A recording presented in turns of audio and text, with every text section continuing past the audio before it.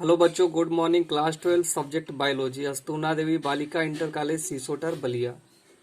देखिए, इसके पहले वाले क्लास में आप लोग को जीवों में जनन और पुष्पी पौधों में लैंगिक जनन के विषय में हम बता चुके हैं। उनमें जो जो प्रक्रियाएं होती हैं उसके विषय में हम चर्चा कर चुके हैं। इकाई 1 के अंतर्गत जो है मानव जनन और जनन स्वास्थ्य, ये विद्यालय खुलने पे पढ़ाया जाएगा। और आज की इस क्लास में आप लोग को आनुवांशिकी और विकास के विषय में हम बताएंगे, यानी कि इकाई 2 का जो है पहला अभ्यास 1।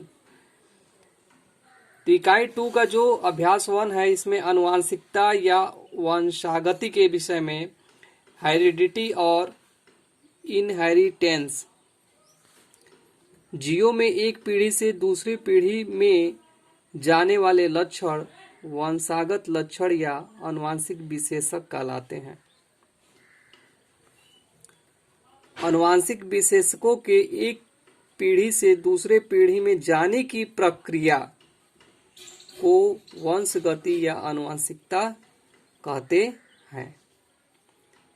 अब इसके बाद आप लोगों को हम बताएंगे विभिन्नताएं। जो विभिन्नताएं होती हैं, वेरिएशन होता है। तो जीवधारियों के बीच पाए जाने वाले अंतर को विभिन्नता कहते हैं, यानी कि वेरिएशन। और इसके बाद जो अगला नंबर आ रहा है, आनुवांशिकी किसे कहते हैं? जेनेटिक्स। तो जीव विज्ञान की वह शाखा जिसमें आनुवांशिकता तथा विभिन्नताओं का अध्ययन किया जाता है, आनुवांशिकी जेनेटिक्स कहलाती है। अब आगे हम लोग देखेंगे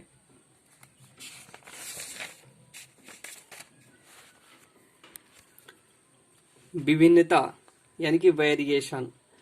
तो हम लोग जानते हैं कि लैंगिक जनन यानी कि सेक्सुअल रिप्रोडक्शन यदि होता है तो उसमें विभिन्नताएं उत्पन्न होती हैं। चूंकि सेक्सुअल रिप्रोडक्शन में एक नर युग्मक और मादा युग्मक, नर से नर युग्मक बनता है, मादा से मादा युग्मक बनते हैं, और मिलने की प्रक्रिया के बाद युग्मनज बनते हैं, यानी जाइगोट बनते हैं, और जाइगोट बनने से जो है नए संतान की उत्पत्ति होती है। चूंकि नर और मादा दोनों का डीएनए अलग अलग होता है, इसमें 46 जो है गुणसूत्र और इसमें भी 46 गुणसूत्र क्रोमोसोम की संख्या पाई जाती है। तो लैंगिक जनन के अंतर्गत वेरिएशन जो है अधिक पाया जाता है, और अलैंगिक जनन के अंतर्गत, एक सेक्सुअल रिप्रोडक्शन के अंतर्गत वेरिएशन नहीं पाया जाता है, क्योंकि इनका जो डीएनए होता है वो सेम होता है, क्लोन होता है। तो हम कह सकते हैं कि सेक्सुअल रिप्रोडक्शन में जो है वेरिएशन अधिक पाया जाता है। तो जो वेरिएशन होता है, तो वेरिएशन दो प्रकार के होते हैं, दैहिक विभिन्नता और जर्मिनल विभिन्नताएं। तो जो दैहिक विभिन्नता होता है, वातावरणीय दशाओं, पालन पोषण, रहन सहन, शिक्षा, जलवायु के प्रभाव से उत्पन्न अस्थायी विभिन्नता दैहिक विभिन्नता कहते हैं। और जो जर्मिनल विभिन्नताएं होती हैं, यानी कि जीवों के आनुवांशिकी पदार्थ या जीन संरचना में अंतर के कारण विकसित विभिन्नताएं जननिक या वंशागत होती हैं, उसको जर्मिनल विभिन्नताएं बोलते हैं। यानी कि जो डीएनए के कारण विभिन्नताएं उत्पन्न होती हैं उसको हम जर्मिनल विभिन्नताएं बोलते हैं। अब आगे हम लोग देखेंगे आनुवांशिकी के जनक। तो हम लोग जानते हैं कि जो आनुवांशिक के जनक हैं ग्रेगर जॉन मेंडल, यानी कि आनुवांशिक के पिता किसे कहते हैं? तो ग्रेगर जॉन मेंडल को। इनका जन्म जो है 22 जुलाई सन 1822 को हुआ था।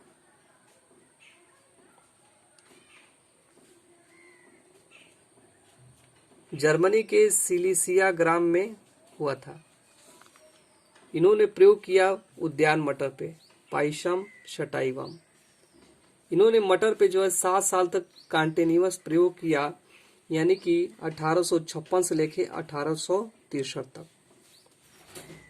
तो हम देखें कि जो मेंडल है, मेंडल चूंकि एक पादरी भी थे चर्च के अंतर्गत, और इनकी जो बगीचे थे, बगीचे में जो है मटर के पौधों पर इन्होंने प्रयोग किया।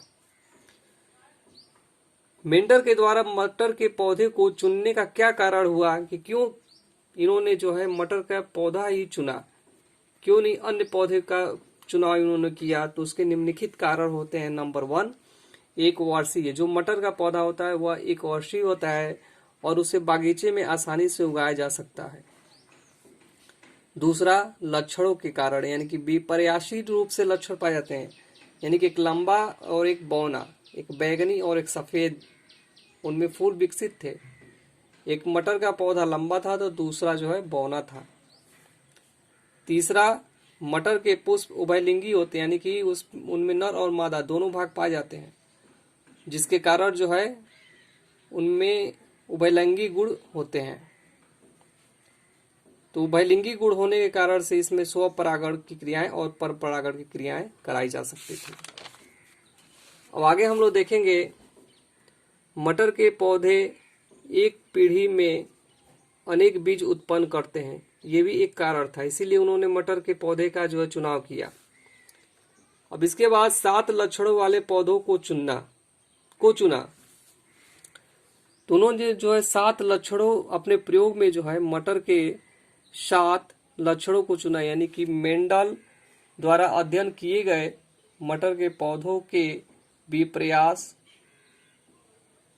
विशेषता वाले 7 जोड़े कौन कौन से? तो यहाँ पे हम लोग देखेंगे क्रम संख्या। लक्षण, एक प्रभावी लक्षण होता है और दूसरा जो है अप्रभावी लक्षण होता है। नंबर 1, बीज का आकार। तो बीज का आकार जो है गोल और यहाँ पे झुर्रीदार, आप लोग झुर्रीदार यहाँ पे देख रहे हैं। दूसरा जो है बीज का रंग, एक पीला रंग लिया जो प्रभावी था और दूसरा जो है हरा रंग जो अप्रभावी था। तीसरे नंबर पे फूलों का रंग, एक बैगनी फूल और दूसरा सफेद फूल, यानी कि जो अप्रभावी फूल है वो सफेद है और प्रभावी फूल उन्होंने लिया बैगनी। चौथा नंबर, फली का आकार, फूली हुई फली है ये, और ये किस प्रकार की फली है? सिकुड़ी हुई फली है, यानी कि जो प्रभावी लक्षण थे वो फूली हुई फली, और जो सिकुड़ी हुई लक्षण है और प्रभावी लक्षण है, उनमें जो फलियां हैं वो सिकुड़ी हुई है। अब इसके बाद से फलों का रंग के आधार पर उन्होंने लिया, तो एक हरा मटर और एक पीला मटर का उन्होंने चयन किया। तो जो हरा मटर है ये प्रभावी लक्षण जो है व्यक्त कर रहा है और जो पीला मटर है ये अप्रभावी लक्षण व्यक्त कर रहा है। पुष्पों की स्थिति, यानी कि एक अच्छी है और एक अंत्य है। तनों की ऊंचाई के आधार पर एक लंबा है और एक बौना है। तो मेंडल द्वारा अध्ययन किए गए मटर के पौधों के विपर्यास विशेषता वाले 7 जोड़े हैं, यानी कि इसमें जोड़ों की जो है, जोड़े जो है इनमें जो है अंतर पाए जाते हैं। लंबा है तो ये बौना है, ये अच्छी है तो ये अंत्य है, ये हरा है तो पीला, यानी कि जितने भी ये इसमें जोड़े पाए जा रहे हैं सब में जो है वेरिएशन पाए जा रहे हैं, यानी कि अंतर पाए जा रहे हैं। तो 7 लक्षणों वाले पौधों का इन्होंने चुनाव किया, जिसके विषय में हम बता दिए कि इसमें एक प्रभावी लक्षण होता है, दूसरा अप्रभावी लक्षण होता है। तो किसके आधार पे? तो बीजों का आकार के आधार पे, बीज का रंग के आधार पे, फूलों का रंग के आधार पे, फली का आकार के आधार पे, फली का रंग के आधार पे, और पुष्पों की स्थिति के आधार पे, और तने की ऊंचाई के आधार पे। आगे की क्लास में आपको आगे की चीजें बताई जाएंगी। तब तक के लिए धन्यवाद।